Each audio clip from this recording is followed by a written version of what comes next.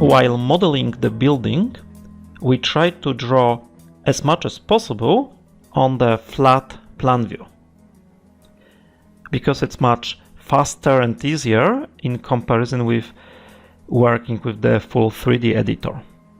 In this case, we draw the flat 2D plan view, and the third dimension is created automatically by the program, taking into account the values of the levels.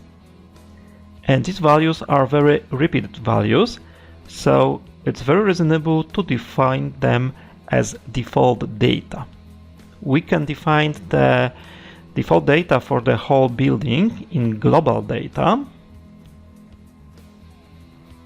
and in the tab stories, and later on, if necessary, we can redefine them for the specific story if the specific story has got different values. For example, here the basement has got different level and height of the window, because these are these basement windows. While defining the levels, we have to keep in mind two basic principles.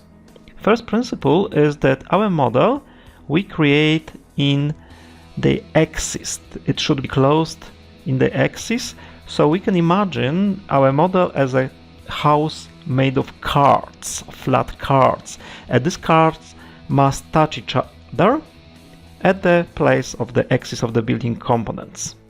Of course, the program remembers the thicknesses of the building components and take them into account, for example, while calculating the volumes, the internal volumes for the rooms.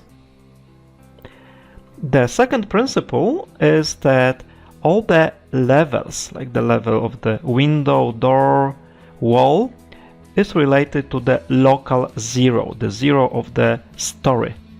And this zero of the story is assumed to be on the top surface of the floor.